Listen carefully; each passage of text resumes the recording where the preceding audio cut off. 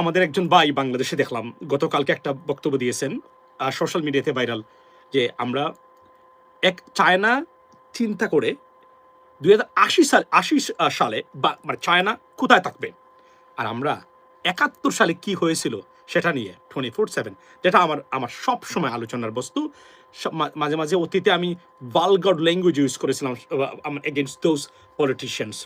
কেন আমি এবং ঘুরে ফিরে এবার বলি, এখান থেকে দেশটাকে বাঁচানোর জন্যই জামাতের নাম নিয়ে আমি জানি, মানে আমি এই কথাটা বলি, অনেকে মনে করেন যে, আপনারা মনে করেন, একটু মনে রাখবেন, আমি আমার ফিউচারিস্টিক থট থেকে প্রত্যেকটা জিনিস আমি বলার চেষ্টা করি আপনাদেরকে, এবং আমি যে কখনো রং না সেটা আমি প্রমাণ করেছি অনেকবার। Therefore, I can say that whatever I'm talking about right now, it will be the reality of the future, ladies and gentlemen. So, US President Donald Trump visiting China. The first US president visiting China in 9 years. And he was the last American president visited China too, 2027, probably 2017, probably. So, এবং Joe Biden, he didn't visit China. Now আপনি দেখেন, চীন এবং মার্কিন যুক্তরাষ্ট্রের মধ্যে কিছুদিন আগে আমরা যে ট্রেড ওয়ার, মনে হচ্ছে যুদ্ধ লেগে যাবে যে কোন সময় অবস্থা আমরা দেখলাম।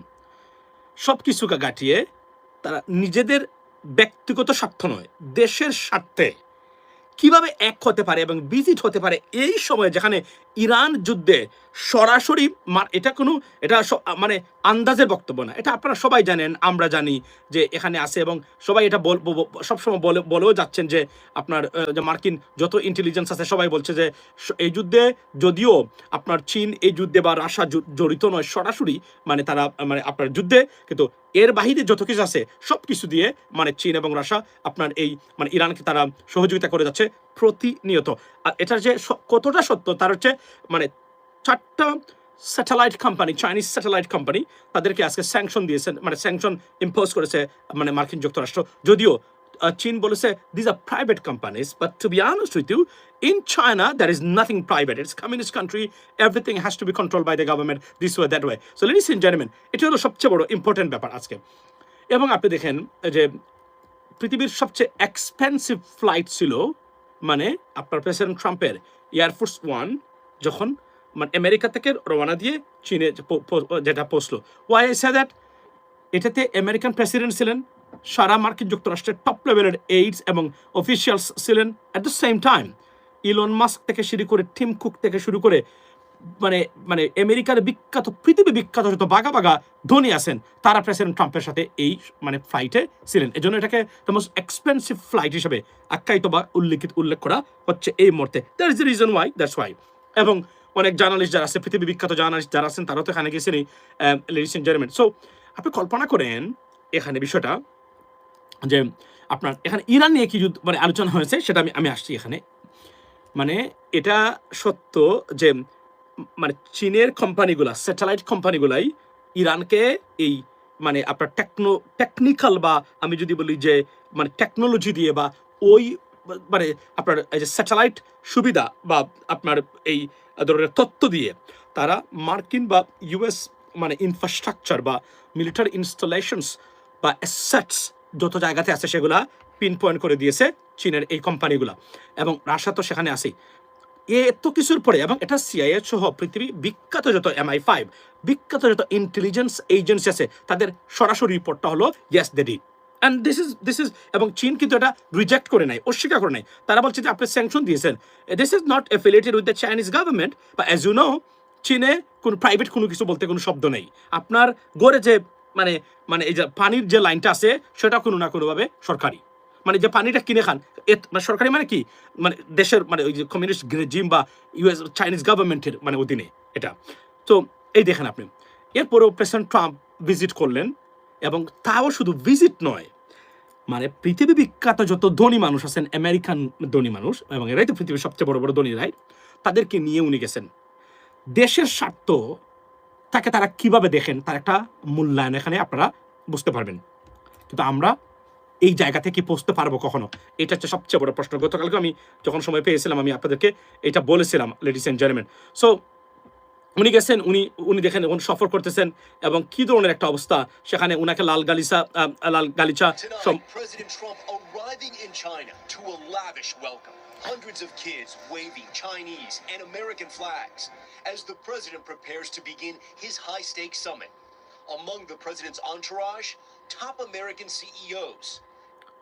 Elon Musk, and that's Jensen Huang, CEO of American AI chipmaker NVIDIA. Take a look at this. President Trump posting he'll be asking President Xi to open up China to American business. Okay, so he said that his aim is to, there are many আপনার মানে top issue আছে মানে এখানে আমি Iran বিষয়ে আসছি, তবে এখানে সবচেয়ে ইম্পর্টেন্ট বিষয়টা হলো এই সময় যে উনি যেখানে এই যুদ্ধটা যেভাবে শুরু করা হয়েছিল, এবং এখানে বলে রাখি ইভেন অনেক senator, for example Lindsey Graham or I mean Texas Senator Ted Cruz, they're not happy, or Israeli lobby যারা আছেন they're not happy with President Trump's this visit. Why? তারা মনে করেন যে চীনের কারণে এবং রাশিয়ার কারণে তারা তাদের মানে যে ধরনের উদ্দেশ্য নিয়ে মানে ইরানের উপর যুদ্ধ শুরু করেছিলেন সেটা তারা অর্জন করতে ব্যর্থ হয়েছেন। ওয়াই ব্যর্থ হয়েছেন? বিকজ অফ রাশিয়া এবং চীনস সিক্রেট আপনার assistance two Iran. That is this is the main reason. তারা এটা মনে করেন, এটা মনে করেন না, উই নো দ্যাট, অ্যান্ড এই জন্য আপনি যারা খুঁজ রাখেন একটু, you don't have to be rocket মানে সায়েন্টিস্ট টু আন্ডারস্ট্যান্ড দ্যাট, তারা জানেন। এবং কনসিকুয়েন্টলি 4টা স্যাটেলাইট কোম্পানি, চাইনিজ কোম্পানিকে তারা আজকে মানে স্যাংশন দিয়েছেন। চীন বলে নাই no they didn't do anything, উনি বলছেন না এটা তো আমাদের সাথে না, that the private companies, although আমরা জানি প্রাইভেট বলতে কোনো শব্দ নেই। সো দেশের স্বার্থটা কবে এখানে বলে রাখি, কেন আমি বাংলাদেশকে প্রতিদিন হুঁশিয়ার করে দিই। একটা জিনিস আমি আপনাদেরকে বলি, আমি যে কথাগুলো বললাম এই কথাগুলো যদি রাজনীতিবিদরা কখনো ফলো না করেন দেশকে এগিয়ে নিতে যেতে পারবেন না, লিখিত গ্যারান্টি আমি দিতে পারি। ওয়াই? বিকজ পৃথিবীতে মানে এগিয়ে যাওয়ার যে মেকানিজম, এই বক্তব্যের বাহিরে এই মেকানিজম নাই। আমরা অনেক পিছনে পড়ে আসি ভাই বন্ধুরা যারা এখন যোগ দিলেন, আমি আপনাদেরকে উদ্দেশ্যে বলতে চাই, we are far behind even some Asian countries, trust me. আমরা 100 বছর পিছনে পড়ে আছি তাদের কাছ থেকে, এতটাই পিছনে আমরা পড়েছি এদেশকে। এই যে বললাম আমার ভাই বলছে, এই যে ভাইয়ের ভিডিওটা আপনারা নিশ্চয়ই দেখেছেন, ভাইরাল হচ্ছে, আমরা পড়ে আছি 71 বছর মানে 54 বছরকে নিয়ে পিছনের নিয়ে, আর তারা 80 বছর 2080-তে চীন কোথায় থাকবে সেটা নিয়ে তারা ভাবতেছে এবং তারা কাজ করে যাচ্ছে। এই মুহূর্তে চীন এগিয়ে যাবে না বাংলাদেশ এগিয়ে যাবে এটা আপনারা নির্ধারণ করেন। এর জন্য আপনাকে মানে আপনার এই MIT থেকে বা হার্ভার্ড থেকে বা ইয়েল থেকে বা অক্সফোর্ড থেকে বা কেমব্রিজ থেকে বা বার্কলি থেকে আপনাকে আপনার ওই যে কি প্রেডিকশনিস্ট বা মানে আপনার এই যে বলে কি বলে এটাকে, এই সাবজেক্টটার নাম বলে গেলাম, এর থেকে আপনাকে PhD নিতে হবে না এটা বোঝার জন্য। কমন সেন্স থাকলে মোর দেন এনাফ। আমরা কতটা পিছনে আছি প্রতিটা জায়গাতে। আমাদের কোনো ইনস্টিটিউশন 54 বছরে দাঁড় করাতে পারে না আমাদের মানে রাজনীতিবিদরা।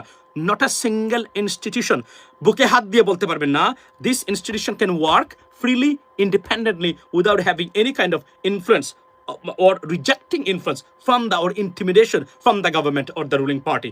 I mean like মানে যারা রাষ্ট্র পরিচালনা করেন, not a single institution না থাকলে দেশ কি চলতে পারে? পৃথিবীতে কোথাও কোনো দেশের অস্তিত্ব আপনি পেয়েছেন? Impossible, that's what it is.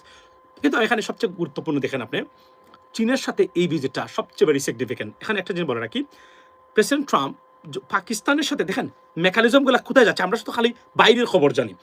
Pakistan এখানে নাম্বার 1 মধ্যস্থতাকারী, but behind the scene Chinese is working as well, মানে Chinese government. Why? President Trump even তো এটা উল্লেখ করা আছে স্টেট ডিপার্টমেন্ট মানে একটা মানে আপনার রিল্যান্টলেসলি তারা মানে চীনের গভর্নমেন্ট চাইনিজ গভর্নমেন্টের সাথে তারা আলোচনা করে গেছে যেন তাদের ভূমিকাটা যেন এই যুদ্ধ শেষ করার ক্ষেত্রে মানে লাগে। Because regime change in Iran is not going to happen, it didn't happen and it's not going to happen. Rather আজকে যে খবরটা হলো মানে ইরান আবার যে ধরনের মানে তাদের যে মিসাইলস টেকনোলজি যা ধ্বংস হয়েছিল সবকে তারা 90% তারা they recovered and they are ready to go again, just as significant. So regime change is not going to happen. It is almost impossible. Even it's a crime to talk about it right now. So এটা যদিও মানে কিছু fanatic মানুষ মনে করেন এখন এটা হবে, it is not possible, it's not going to happen.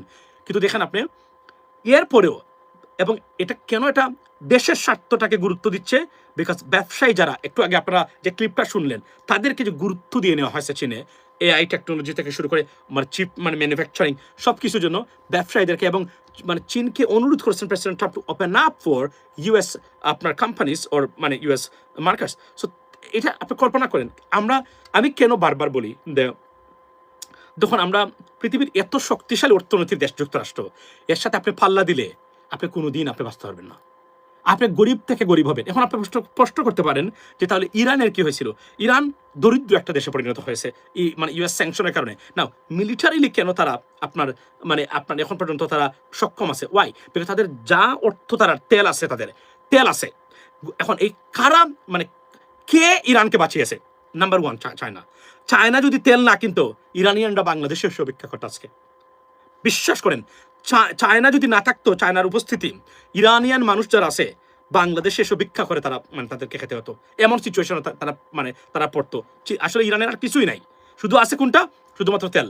এই চীন এই এই স্যাংশন অগ্রাহ্য করে কন্টিনিউ তারা তেল আপনার কিনেছে, এবং ভারতও এখানে কিনেছে, তবে মূলত চীন কিনেছে। চীন কিনেছে ইরানের কাছ থেকে, এবং একই অবস্থা রাশিয়ার হয়েছে। চীন এবং ভারতের মতো দুইটা বিশাল বড় দেশ তারা কিনে তারা রেখে দিয়েছে। এই জন্য balance of power in the world very very important. এই ব্যালেন্স অফ পাওয়ার যদি একটা one crocodile in the one pond or one river, that will make all the difference. So এই জন্য কম্পিটিটিভ পার্টি আপনাদের দরকার আছে। এবং এই যে চীনের কাছে ইরানের মানুষ যদি সারা জীবন কৃতজ্ঞতা প্রকাশ করে, এই কৃতজ্ঞতার আর কোনো শেষ হবে না ভাই।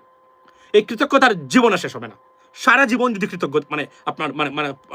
কৃতজ্ঞতা প্রকাশ করে, কেননা একটি দেশ, আপনি আসেন আমার জায়গাতে, আপনি আমার জায়গাতে কি আমার সাথে আসেন, আমরা এইটা আলোচনা করে কমেন্ট করেন, আপনার আমি পড়বো এটা। দেখেন কোন দেশ তাদের কাছ থেকে তেল কিনে নেই বয়ে। কেন কিনে নাই? কারণ যুক্তরাষ্ট্রের স্যাংশন খাবে, আর যুক্তরাষ্ট্রের স্যাংশন খেলে ওটা হজম করার ক্ষমতা পৃথিবীর কারণেই একমাত্র চীনের আছে, একমাত্র রাশিয়ার আছে বলা যাবে না। রাশিয়ার অর্থনীতি কিন্তু বিধ্বস্ত হয়েছে।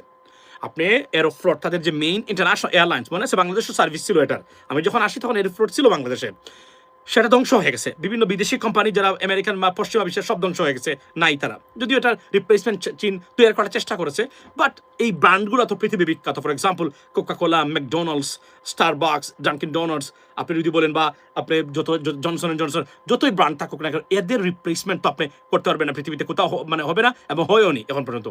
আমি কেন এই কথাটা বলি? আপনি দেখেন, তারা এই যে যুক্তরাষ্ট্র, মার্কিন যুক্তরাষ্ট্র, সবসময় বলি না এখানে নিয়ে কথা বলবেন না। কেন কথা বলবেন না? আপনি টিকতে পারবেন না। বাংলাদেশের মতো দেশ কোনো কারণে যদি এগুলোর বিপদের সম্মুখীন হয়, আমরা ডান। আমাদের দেশে দুর্ভিক্ষ, হাহাকার, একে অপরের মাংস খাবেন আপনারা। এটা করা যাবে না, ভুলে করা যাবে না। যদি একটা তাপ্পরে মেরে দেয় তারা, কেউ যদি না দেখে, আমরা গোপনে চলে যাব দেশের সাথে। উদাহরণ দিলাম, এই যে দেখেন না আপনি কি ধরনের তর্ক বিতর্ক, মনে হচ্ছে মার্কিন যুক্তরাষ্ট্র এবং চীনের ভিতরে যুদ্ধ যে কোন সময় লেগে যেতে পারে। কিন্তু দেখেন, উনি এমন একটা ভিজিটে গেছেন, দ্য মোস্ট এক্সপেন্সিভ ভিজিট এবং ফ্লাইট arrived in China. এটা ছিল একটা হেডলাইন, এক্সে দেখলাম। So Y? বিকজ পৃথিবী বিখ্যাত ধনী মানুষ যারা আছে তাদেরকে উনি নিয়ে গেছেন এই জায়গাতে। তো দেশের স্বার্থে তারা ঐক্যবদ্ধ। এই জিনিসটা আমরা করতে পারি নাই, এবং আমাদের সবচেয়ে বড়, আমাদের দেশকে হতদরিদ্র বানানোর নাম্বার 1 শয়তান রাষ্ট্র ভারতীয় গভর্নমেন্টের পলিসি। এবং এটা যদি আপনি বুঝতে ব্যর্থ হন, এই দেশটি আমরা জীবনে এগিয়ে যেতে পারবেন না। তারা আমাদেরকে এমনভাবে রেখেছে, কেন আমি বারবার জামাতের কথাটা তুলে আনি, এই যে এখানে রেখে দিয়েছে আমাদেরকে। এই যে 71 করেছিল স্বাধীনতা বিরোধী, যুদ্ধ বিরোধী, ইউনিয়ন, আপনি স্বাধীনতা রাজাকার, এই শব্দগুলা আইন করে বাদ দিয়ে দিতে হবে এখন। এটার জন্য সবার আগে যেটা করতে হবে, জামাত ইসলামের নামটা এখান থেকে একটু সরাতে হবে, এটাকে অন্য ভার্সনে নিতে হবে, জাস্ট স্লাইট ডিফারেন্ট। এই জন্য আমি বলি Jamaat Bangladesh, justice of Bangladesh justice party, there are many thing could be happen. এবং তারা এত জ্ঞানীগুণী ব্যক্তি, এবং তার এই নামটা পৃথিবীর কোনো ধরনের উল্লেখযোগ্য নামও না, এটা পলিটিক্যাল পার্টিও না, এটাকে ফলো করার কোনো দরকারই নেই। এবং 80% এই চেতনাবাজি এবং এই পীর মুরিদান বাটপার যতটা আছে, সব পীর বাটপারি কোনো না কোনোভাবে হচ্ছে জামাত ইসলাম কেন্দ্রিক। 90% স্বাধীনতার 71 নিয়ে যত ঘটনা ঘটে, কোনো না কোনোভাবে দেখবেন জামাতের নাম এখানে তারা জড়িত করে। এই জন্য আমি এই কথাগুলো বলেছি, এবং আমি হিসাব করে দেখেছি, পৃথিবীর যতদিন ভারতের অস্তিত্ব আছে, জীবনে তারা জামাত ইসলামকে বাংলাদেশে ক্ষমতা আসতে দিবে না। আর দিলেও সেটা খুব ক্ষণস্থায়ী হবে, যে কোনভাবে এটাকে ট্যাকল করবে। এবং এখনো পৃথিবীতে ইসলাম বিরোধী, ইসলামী নামদারি বিরোধীদের অভাব কোনো অবস্থাতেই নাই, অভাব নাই, সব জায়গাতে ভর্তি আছে। যেখানে যাবেন, ইউরোপিয়ান, তারা খুব অনেক সময় তারা খুব লাইক ভেরি পলাইট, তারা সামনে কিছু বলে না, আর পিছনে ঠিকই দেখবেন আপনি, আপনার প্রতি এটা বলবে। এবং এই যে তকমাটা, যখন জামাত ইসলাম যদি কখনো ক্ষমতা আসে এই নাম দিয়ে, কি করবে জানেন? তখন বলবে, oh that's Islamic political party, oh maybe there is Islamization is going to happen or take place in Bangladesh. এবং ভারতীয় মিডিয়া কোনোদিন আমরা এখান থেকে উঠতে পারবো না। আমি আজকে বলে যাচ্ছি, কথাগুলা অনেকে কিভাবে নিচ্ছেন জানি না, এই কথাগুলার বাহিরে যদি আপনি বাংলাদেশের হিসাব মিলাইতে পারেন, বেঁচে থাকবো আমিও, আপনারাও থাকবেন, আমাকে কখনো বলবেন। এটা কোনোদিন ভারত কেন মনে করবে জানেন? ভারত মনে করবে যে যে দলকে দিয়ে তারা যুদ্ধ করেছে এই দল ক্ষমতায়, মানে কি 1971 সালের যুদ্ধটাকেই ভারত যেভাবে প্রকাশ করতে চায় এটাকে এক ধরনের পরাজিত করা, এটা কোনোদিন তারা এভাবে মানবে না। এবং তারা নানান ধরনের, এর ভিতরে আমরা হচ্ছে অদক্ষ অপদার্থ রাজনীতিবিদদের দেশ, আমরা আমাদের কোনো ইন্টালেকচুয়ালিটি নাই। আমাদের যেটা আছে সেটা হচ্ছে যে 71 সালে আমি বন্দুক ধরেছিলাম 2টা, এই যে ফজু পাগলা মানে ফজলুর রহমান সাহেব, উনি বললেন যে উনি নাকি মানে তারা জানে 3জন মানুষ 70 জন পাকিস্তানিকে তারা আক্রমণ করে ধরে ফেলেছেন এবং 1200টা অস্ত্র। এই ধরনের ভিত্তিহীন কথাবার্তা আপনি কল্পনা করতে পারেন? পাকিস্তানিরা মানে পাকিস্তানি মিলিটারি অফিসার আছে, তারা যদি ঠিক মতো একটা থাপ্পড় দেয়, ভারতীয় 3জন সৈন্য একসাথে গিয়ে আপনার ব্রহ্মপুত্রতে পড়বে। শক্তিশালী মানুষ, পাঠান ছিল সবাই, মানে বুঝছেন, আমরা পরাজিত করেছি বিভিন্নভাবে। তারা আসলে চায়ও নি আমাদেরকে ধ্বংস করতে, যেভাবে এই মুহূর্তে ধরেন সারা বিশ্ব বা প্রেসিডেন্ট বা আমেরিকানরা চাচ্ছেন না ইরানে ভাবে নিয়োগ করতে, ধ্বংস করতে। তারা যতটুকু পারার ইসরায়েল গভর্নমেন্ট তারা চান, তো তারা চান না। তারা চাইলে কি পারে না? একদিনের ভিতরে ইরান যুদ্ধ শেষ। If they nuke Iran, what's gonna happen? আচ্ছা, এখন এবং পৃথিবীর মানে মেকানিজমটা কোন দিকে যাচ্ছে সেটা আমি আপনাদেরকে উল্লেখ করি, লেডিস এন্ড জেন্টলম্যান। আপনারা কি জানেন কিনা যে মানে Israeli prime minister Benjamin Netanyahu গোপনে, আজকের খবর, উনি আরব আমিরাত ভিজিট করে গেছেন যুদ্ধ মানে চলাকালীন অবস্থায়। পৃথিবীর সম্পর্ক কোন দিকে যাচ্ছে খেয়াল করছেন কিনা? আমার কথা সত্যতা আপনারা পেয়েছেন? এখন এই আরব আমিরাতের সাথে এমন সম্পর্ক, মানে যাদেরকে আপনারা মনে করেন যে ইরান যুদ্ধের জন্য দায়ী, এই সেই তাদের, এবং এই লোকগুলা এই আরব আমিরাত, আমি তো বলেছিলাম যে কিছুদিন আগে পরে দেখবেন মধ্যপ্রাচ্যে আমরা যেতে পারতেছিলাম আমাদের বাংলাদেশিরা, তারা মনে করবে এরা ইরানপন্থী, এরা এই পন্থী সেই পন্থী। এটার সত্যতাকে আপনারা খুঁজে পেয়েছেন? আজকের খবর হলো উনি যুদ্ধ চলাকালীন অবস্থা খুব সিক্রেটলি উনি মানে হি ভিজিটেড মানে United Arab Emirates, Israeli prime minister Netanyahu. তো থিংক অ্যাবাউট দ্যাট, কোথায় যাচ্ছে এখন? যদি মানে কোনো কারণে একটা রিপোর্ট আসে যে বাংলাদেশিরা ইরানের পক্ষে অবস্থান নিয়ে এই করেছে সেই করেছে, তাহলে কি দাঁড়াবে? আমাদের মানে লক্ষ লক্ষ শ্রমিক আরব আমিরাত থেকে চলে আসতে হবে এবং ভিসা প্রাপ্তিটা কঠিন করে দিবে, ভারতীয় আধিপত্য বিস্তার করবে অর্থনৈতিক। এবং এই একটা জায়গাতেই টাকা পয়সা দিয়ে বাংলাদেশ থেকে বাঁচিয়ে রাখা হয়েছে এই প্রবাসীদের রেমিটেন্স, এই জায়গাতে কোনো কারণে যদি ঘাটতি আসে সর্বনাশ হয়ে যাবে। এবং সৌদি আরব, আপনারা নিশ্চয়ই দেখেছেন, সৌদি আরব গোপনে, আমরা জানি না সেই খবর, ইরানে আক্রমণ করেছিলেন তারা মানে এই যুদ্ধ চলাকালীন অবস্থায়। এটা গতকালকের সবচেয়ে টপ মানে নিউজ হচ্ছে এই জায়গাতে। তাহলে আমরা বোঝা যাচ্ছে যে আমরা আমাদের পজিশনটাকে খুব কেয়ারফুলি বিবেচনা করে চলতে হবে, খুবই কেয়ারফুলি। ও দেশের স্বার্থের বাইরে আমি কোনো চিন্তাই করবো না। আমরা 18 কোটি মানুষ, এই কথাটাই আমি আপনাদেরকে, no matter what anyone says, Bangladesh will never be able to compete with India. India is a big country, definitely. We're not talking about to compete with India. They are not our competitor, to be honest. Even now, they're the biggest মানে আপনার মানে এই অর্থনীতির দেশ। আমরা বলছি যে ভারতীয় ইনফ্লুয়েন্সটা যেটা আমাদেরকে ডিস্টার্ব করে থাকেন, এবং এখানে বলে রাখি ভারতের এই যে পলিসিটা বাংলাদেশের উপরে, এটা ডিফিট হবে প্রিটি ব্যাডলি যদি আমাদের রাজনীতিবিদরা আমরা ভারতের প্রভাব মুক্ত হয়ে সত্যিকার অর্থে, এবং ভারতীয় যে ধরনের পলিসি তারা অবলম্বন করেছিল বিগত, আওয়ামী লীগের 90% লিডারশিপস কোনো না কোনোভাবে ব্ল্যাকমেইলের শিকার ভারতীয় রয়ের দ্বারা, কোনো না কোনোভাবে, আমি গ্যারান্টি দিয়ে বলছি আপনাদেরকে, হয় নারী দ্বারা আর না টাকা পয়সা দ্বারা, কোনো না কোনোভাবে তারা আপনার ব্ল্যাকমেইলের শিকার। যে কারণে এপসিন ফাইলের মতো, ঠিক এপসিন যে কাজটা করেছিল মানে ভারত একই পলিসি তারা মেনটেন করেছে এবং তারা করে প্রতিদিন এটাই করে, তাদের তো কোনো জ্ঞান বুদ্ধি নাই, তারা মূলত এই কাজগুলাই করে। ভারতের তো আসলে কোনো জ্ঞান বুদ্ধি নাই, ভারতের কি জ্ঞান বুদ্ধি? জ্ঞান বুদ্ধি তো এইটাই আছে, তারা ওই যে মানে আপনার বুয়া হোক যে ডিগ্রি দিয়ে আইটির কিছু কাজ করবে মানে করে। আমরা we defeated Indian student in our university, I did, they sent back at least 4 Indian students sent back to India during our semester because they could not pass English test and their first semester too. তো খালি যে Indian স্টুডেন্টরা সবসময় মেধাবী হয় সেটা না, কিন্তু আমি নিজে দেখেছি, আমি নাম বলতে পারবো, এরা আমার ফেসবুক ফ্রেন্ড এখনো, যাদেরকে পাঠানো হয়েছে, আমি বিশ্বাস করেন। তো এরা যে সবসময় মেধাবী তা না, এরা ভালো করে ধনী মানুষ, এখন দেখলাম প্রচুর ব্যবসা করে মুম্বাইতে এসে করে। বাট মূল জায়গাতে হলো এখানে যে আমরা অন্য যতটা অ্যাডভান্স নিয়ে চিন্তা করি, আমরা নিজেরা ততটা পিছনে পড়ে যাচ্ছি প্রত্যেকটা জায়গাতে, প্রত্যেকটা বিষয়, লেডিস এন্ড জেন্টলম্যান। সো আজকের এই ভিডিওর বিষয়টা হলো যে জাতীয় স্বার্থটা কাকে বলে, কত প্রকার ও কি সেটা চীন এবং মার্কিন যুক্তরাষ্ট্র আপনাদের সামনে দেখাচ্ছে। এখন আমি আসি ইরান এই সফরে, মানে what Iran is getting from this visit, or what is happening in regards to Iran or Iran war. President Trump directly requested Chinese president to intervene to stop this war. How they can resolve this issue?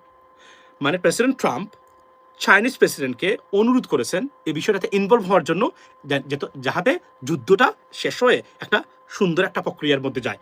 কেননা তারা মনে করেন না, it is well মানে established or proved beyond reasonable doubt that if China didn't help Iran, they'll be non-existent, to be honest today. They would have been non-existent. 100%. There'll be no Iran today. Yeah, 100%.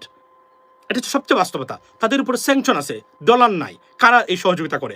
অর্থনৈতিক সহযোগিতা, এই যে pipeline রেখে দিয়েছে তারা টাকার জন্য, কারা? চাইনিজরা।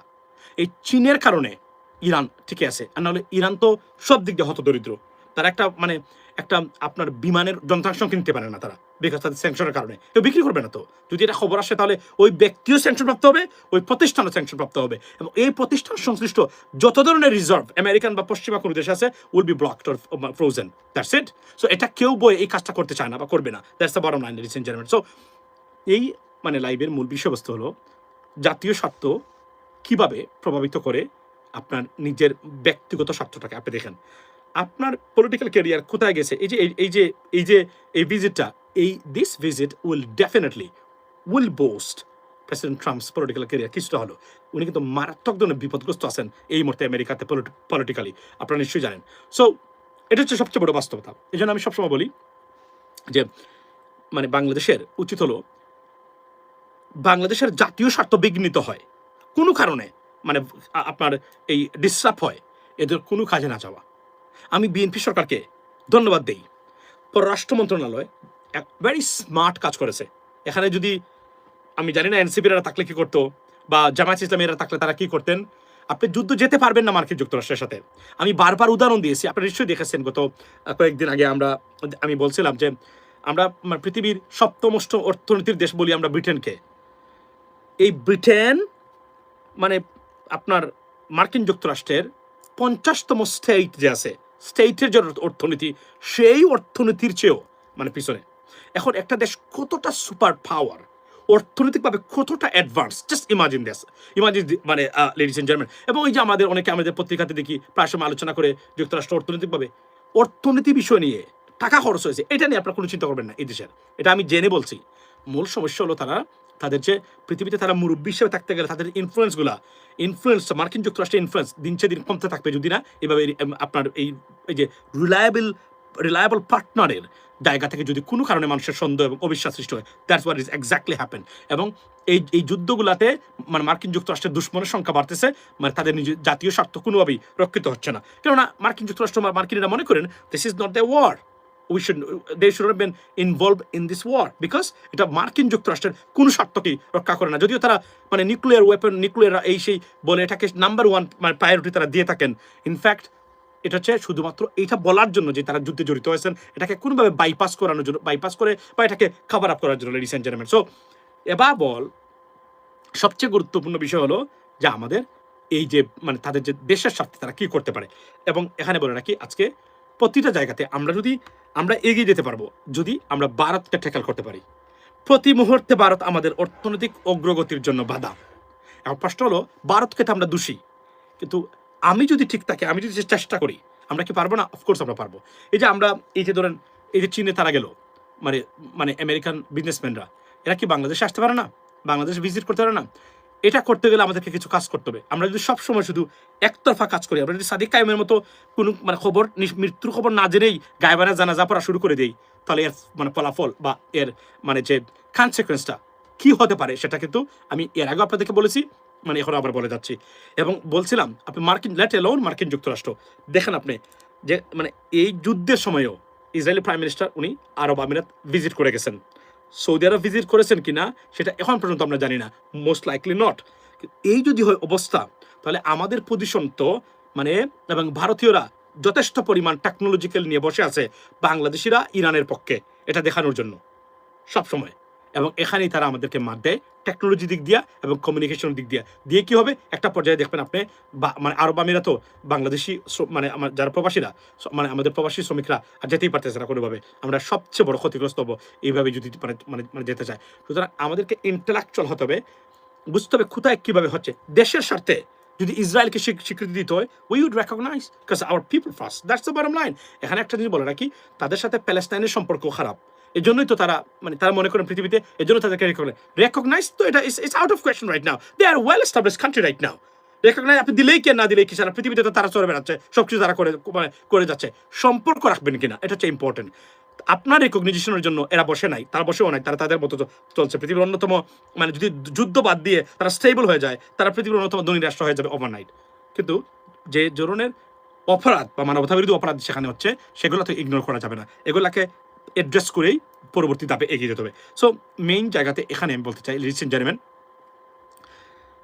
দেশের জাতীয় স্বার্থের বাইরে আর কোন স্বার্থই থাকতে পারে না এটা প্রেসিডেন্ট ট্রাম্পের চীন ভিজিট থেকে সুস্পষ্টভাবে প্রতীয়মান নাও আমরা এখন অপেক্ষা করতেছি এই যে এই ভিজিটে মানে ইরান নিয়ে কি ধরনের সিদ্ধান্তে পৌঁছেছেন দুই লিডার এখান থেকে শুরু হবে পরবর্তী মানে পথ চলা নাও প্রেসিডেন্ট ট্রাম্পের এই চীন ভিজিটে সবচেয়ে বেশি জলে পড়ে সরকার যিনি হয়ে যাচ্ছেন তারা হচ্ছেন আমাদের প্রিয় দাদা নরেন্দ্র মোদীর দাদা বুঝছেন তারা তো সরকার হয়ে যাচ্ছেন মানে এই তো সম্পর্ক মানে উনি কি ভারত যখন সফর করেছিলেন উনি কি এত মানে বিলিয়নিয়ার নিয়ে এসেছিলেন না উনি আসেন নাই তো মানে প্রেসিডেন্ট ট্রাম্প এবং president Trump he is not visiting India because he is angry at Indian government to be honest with you ladies and gentleman so you see this এটা অবশ্যই একটা ভালো খবর এটা আমি জানি এই সফরটা কারা চাননি এই সফরটা ডেফিনেটলি চাননি মানে Israeli prime minister Benjamin Netanyahu এটা ভারত সবচেয়ে বেশি জলে পড়ে সরকার তারা এই সফর দেখে তারা এটা মানতে পারতেছে না কোনোভাবে আমরা ওই জায়গাতে এবং এখানে আরও একটা জিনিস বলি ধরেন ইরানের উপরে অভিযোগ উঠেছে সবচেয়ে বড় এখন তারা মধ্যস্থতাকারী হয়ে তারা ইরানের মিলিটারি অ্যাসেটকে তারা জায়গা দিয়েছেন এগুলো রক্ষা করেছেন মানে আপনার ইসরায়েলি আক্রমণ থেকে প্রেসিডেন্ট ট্রাম্প এটাকে ইগনোর করে দিয়ে গতকালকেও উনি ভূয়সী প্রশংসা করেছেন পাকিস্তানি আপনার ফিল্ড মার্শাল আপনার আসিফ মনিরের এবং পাকিস্তানি গভর্নমেন্টের so let's see what happens next এবং এখান থেকে আজকের যে আলোচনা হয়েছে আগামীকালকের আলোচনার পরে আমরা বুঝতে পারবো চীন নিয়ে ইরান নিয়ে কি সিদ্ধান্তে পৌঁছেছেন মানে দুই নেতা যদি এখান থেকে ভালো কিছু আসে এভরিথিং উইল বি আপনার back on track ladies and gentleman this is what it is from me আবার বলি যে আবার একটা মানে গুরুত্বপূর্ণ তথ্য দিয়ে থাকি মিলেনিয়ান বা নতুন নেতৃত্ব আসলে কি হতে পারে তার একটি উৎকৃষ্ট উদাহরণ ইতিহাস সৃষ্টি করেছেন আপনার মামদানি কি করেছেন $12.5 বিলিয়ন বাজেট গ্যাপ যেটা সেটা উনি একদম যেটা একেবারে ব্যালেন্সিং বাজেট বা বাজেটটাকে ব্যালেন্স করে দিয়েছেন history created in New York city এবং এই যে সবাই সব দিক দিয়ে প্রশংসায় পঞ্চমুখ মেয়র মামদানির ট্রাস্ট মি দিস জেন্টলম্যান উনি যদি মানে কি বলে এটাকে আমেরিকাতে জন্মগ্রহণ করতেন তাহলে প্রেসিডেন্সিয়াল ক্যান্ডিডেট সবার আগে আগামীতে উনার নাম আসতো যেহেতু উনি আমেরিকাতে মানে জন্ম নেন নাই আমেরিকার মাটিতে উনি জীবনে প্রেসিডেন্ট হতে পারবেন না this is a constitutional mandate so apart from that মামদানির জন্য আমেরিকা যদি উনি ভুল না করে থাকেন কোনোভাবে যেভাবে আসেন এভাবেই যদি থাকেন তাহলে তার মানে আমেরিকাতে তার দরজা একের পর এক খুলতে শুরু করেছে এবং ইতিহাস সৃষ্টি করেই যাবেন মামদানি এই জন্য নতুন নেতৃত্ব আসলে কি হতে পারে তার একটি উৎকৃষ্ট উদাহরণ মানে মেয়র মামদানি এই জন্য বাংলাদেশও গুণে ধরা মানে ব্যর্থ ডিসফাংশনাল পলিটিক্যাল সিস্টেম থেকে বেরিয়ে নতুন নেতৃত্ব নতুন মানুষকেই ইমব্রেস করা ছাড়া বাংলাদেশের পরিবর্তন অলমোস্ট ইম্পসিবল ওয়াই বিকজ 54 বছরে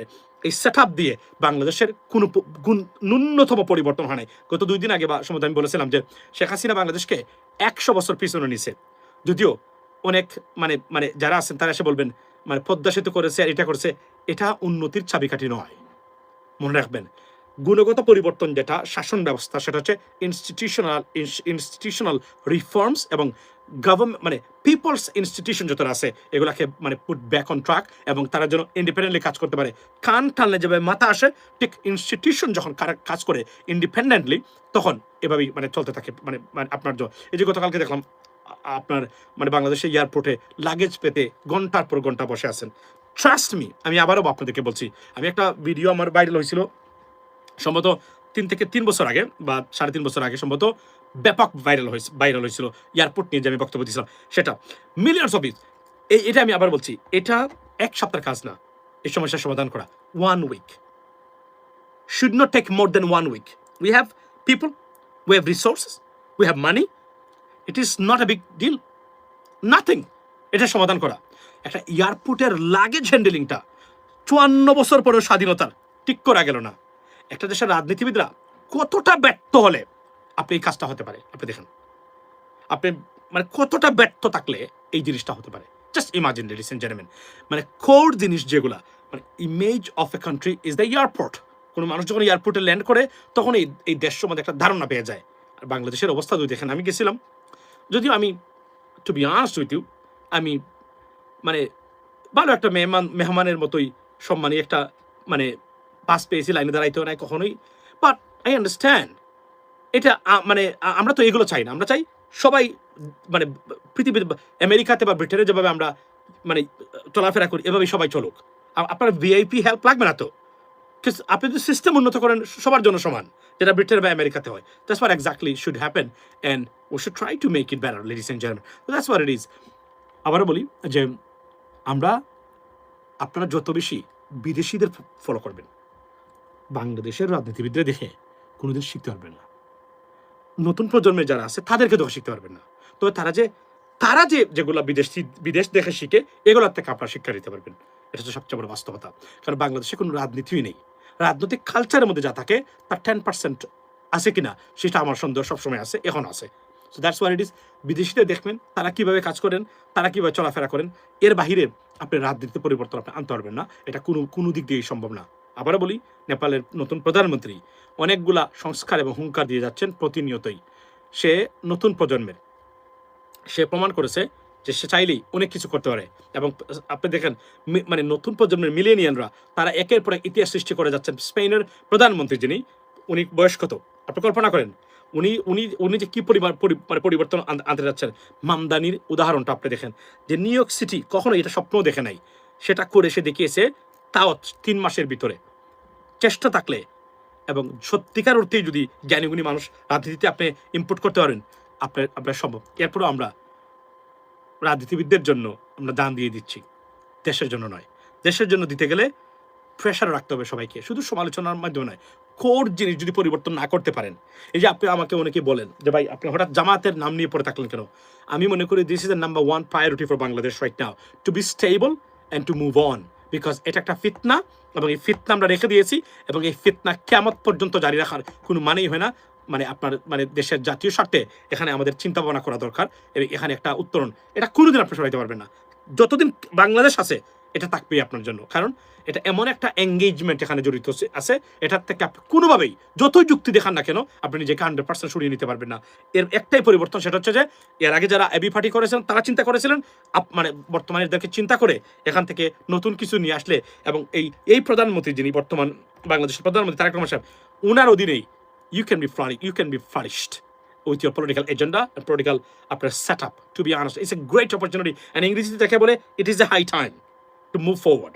Trust me. এখন এই সময় এটাকে নিয়ে এর বাহিরে তো সময়টা আর পাওয়া যাবে না কখনো। এবং আমি মনে করি, এটা আমি রিসার্চ করে দেখেছি, this is a high time to move on.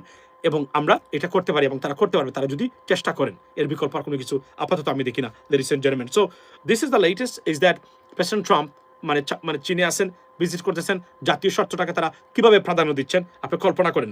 এখন on top of it Iran নিয়ে আলোচনা হয়েছে, এবং আমরা আগামীকালকে জানতে পারবো যে ইরান বিষয়ে কি সিদ্ধান্ত নিয়েছেন দুই নেতা। ভালো কিছু আসার সম্ভাবনা অফকোর্স আছে। মনে রাখবেন, ইরান এজেন্ডাটা অন্যতম প্রায়োরিটির মধ্যে পড়ে বলেই এই ভিজিটটা এখন করা হয়েছে। কারণ এখান থেকে president Trump desperately trying to exit from this war, because it's not giving him anything better, to be honest with you, anything positive. Nothing positive for President Trump or America from this war. It is only the positive thing is if you can get out of this war, of this mess. That is the bottom line, ladies and gentlemen.